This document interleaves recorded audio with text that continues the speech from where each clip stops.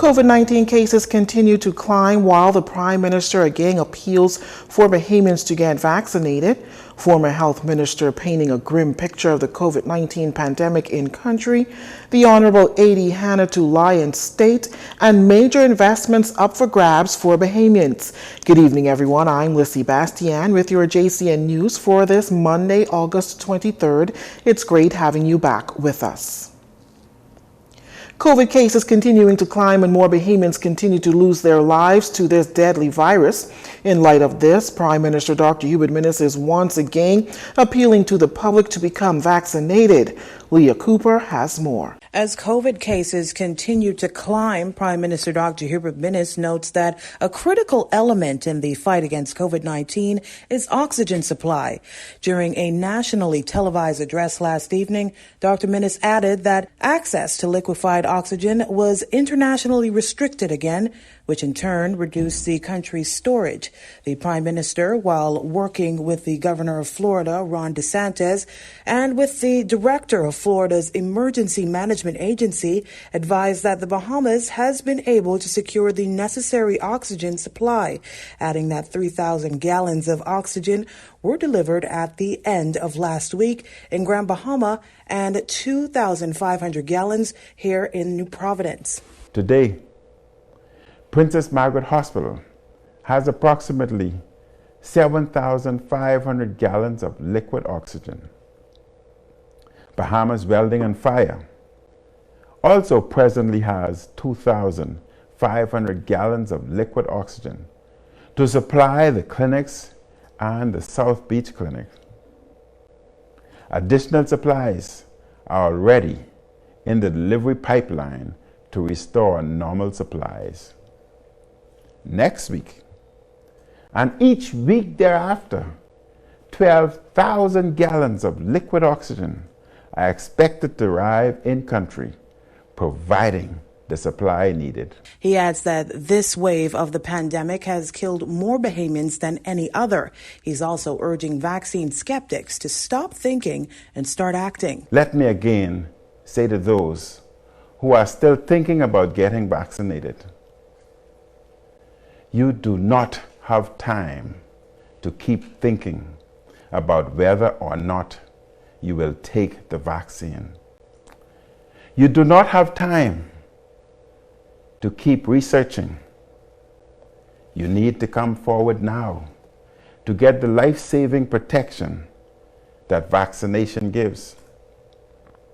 My administration knows that the only way out of the emergency phase of the pandemic is to vaccinate as many Bahamians as possible in as short a time as possible. That is why we have launched the largest vaccination program in Bahamian history. The Bahamas has secured more than 500,000 doses of some of the best vaccines in the world. Supplies of the AstraZeneca, Pfizer, and Johnson & Johnson vaccines are already in country. He adds that more of the Pfizer vaccines are also on the way. Dr. Minnis also noted that the vaccine committee aims to vaccinate 60,000 individuals within a 6-week period. Fighting this virus has always been a partnership between the government and the people. I need you now to come forward to get vaccinated so that we can end this wave and return to a greater sense of normalcy. COVID-19 vaccination teams are scheduled to return to the Family Islands this week, starting on mainland Abaco. The Prime Minister said that for the initial rollout of the 38,400 doses of the one-dose Johnson & Johnson vaccine received last Thursday will be administered to Family Island residents and homebound residents who have not yet received the vaccine and wish to do so. For the homebound, who have already received the first dose of the AstraZeneca vaccine, they will receive a second dose of the AstraZeneca. More information will be released about the administration of the Johnson & Johnson vaccine at a later date. He added that vaccination efforts will also be ramped up in Grand Bahama this week, including the opening of an additional center, weekend hours, and additional vaccination opportunities in the eastern and western areas of the island. The Pfizer vaccine will also be administered on Grand Bahama starting this week, and vaccination teams from New Providence will be sent to Grand Bahama to assist local health teams. Reporting for JCN News, I'm Leah Cooper. Former Health Minister Dr. Dwayne Sands painting a grim picture of not only the country's COVID-19 environment, but also of the frontline healthcare workers, doctors, and nurses who must face this pandemic head on. Dr. Sands, during an interview with Love 97's Saturday morning show, spoke to the rising COVID-19 cases in the country as well as hospitalizations. With hospitals at capacity, Dr. Sands admits that the medical community is tired, as he believes that a number of them in the medical field feel like they are in a war that doesn't seem to be winding down, but instead gearing up. And so the end is nowhere in sight. As there are casualties of war, as there have been, that can be psychologically and emotionally daunting. In addition, as you fight, you would like to believe that those that you're fighting for understand that their behavior makes your job that much more difficult. And that message hasn't really gotten to everybody yet. So a lot of the suffering, a lot of the admissions, and I'm afraid some of the deaths are absolutely preventable if people would only understand their own personal responsibility to combat this pandemic. With health officials recording over 200 cases over the weekend, Dr. Sands says that it's a sign that things are getting worse and also a reflection that the Delta variant is in the country. Now, health officials during the Ministry of Health's last press conference said that there was no evidence of the Delta variant, however, confirmed that the Alpha and Iota variant of COVID-19 are in the Bahamas. The fact that people just simply don't understand that this is far more contagious than the previous Alpha variant, than the historic or original COVID. And so it is easier to get infected, and when you do get infected, you're more likely to die. And that's whether you're a young person, whether you have comorbidities or pre-existing conditions, or not. So this is no longer a scenario where you can say, well, I'm healthy and I drink my fever glass and I take my vitamins, so I'm going to be okay. You're not going to be okay. As of August 21st, 148 COVID-19 cases are hospitalized. 11 are in intensive care. Doctors Hospital recently reported a shortage in oxygen supply. The former health minister says the country is at the edge of the cliff. As you look around the hospitals, and I'm talking about all the hospitals, there are literally people in the hallways, there are people in the corridors, there are people in the back rooms struggling to breathe.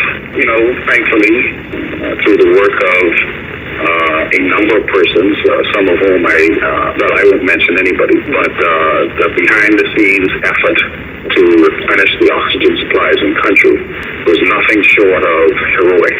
But it speaks to the fact that we are consuming oxygen far, far more than our historic norm.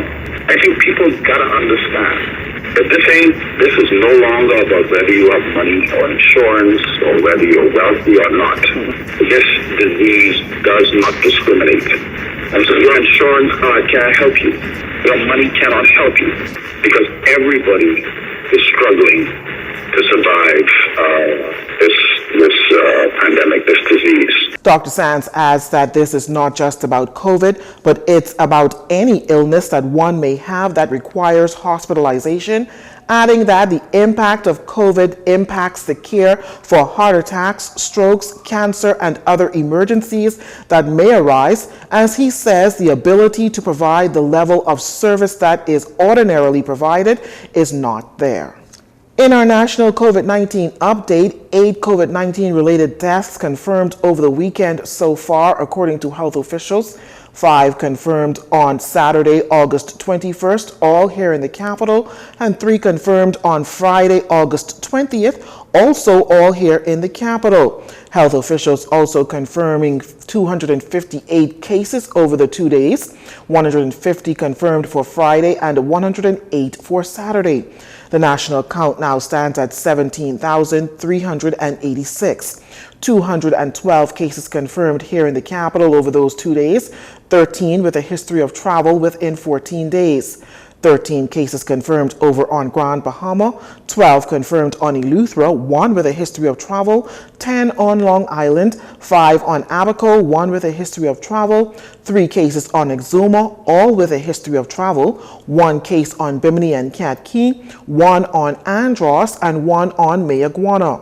The Ministry of Health advising that due to the contact tracing efforts, the COVID-19 positive case previously reported on August 19th for Ragged Island was found to have originated in New Providence. Consequently, this case has been reclassified to the total confirmed COVID cases for New Providence, and that number now stands at 13,039. There's now 3,200 active cases in country, 148 in hospital, 137 patients are considered moderately ill, while 11 are battling the virus in intensive care. 80 cases recovered between the 2 days, pushing total recoveries to 13,712. To date, 130,339 tests have been completed. Well, with Bahamas Union of Teachers President Belinda Wilson's raising concerns surrounding the return to virtual learning this academic school year, she acknowledges that while virtual learning is the safest route, teachers have the same concerns as they did last year, as there are so many questions that were left unanswered. She further questions whether there's sufficient internet access in the 171 schools across the country, if teachers and students have electronic devices like laptops and tablets, and are those devices working and compatible with the Ministry of Education's learning management system. Education Minister Jeffrey Lloyd said to deliver a national address this evening at 8 p.m. to address the reopening of schools for the 2021-2022 academic year. We'll have more for you on that in Tuesday's newscast. The long overdue national census, which was originally set for May 2020, will now be going digital and is slated for January 2022. Officials from the Ministry of Finance holding a virtual press conference this afternoon to give the public an overview on how the 2022 census will be conducted. Chief Census Officer Kim Saunders. For the first time, there will be 3 ways for individuals to complete the census questionnaire online. Online is the first one. Secondly, via telephone and in person. For the online census, there will be a questionnaire that individuals can complete from the comfort of their homes, any time of the day and at their leisure. Via telephone, census enumerators will administer the questionnaire over the phone. Finally, the traditional in-person interviews will also be conducted. Census listers are currently on the ground going door to door conducting a pre-census listing exercise to create a national register of households.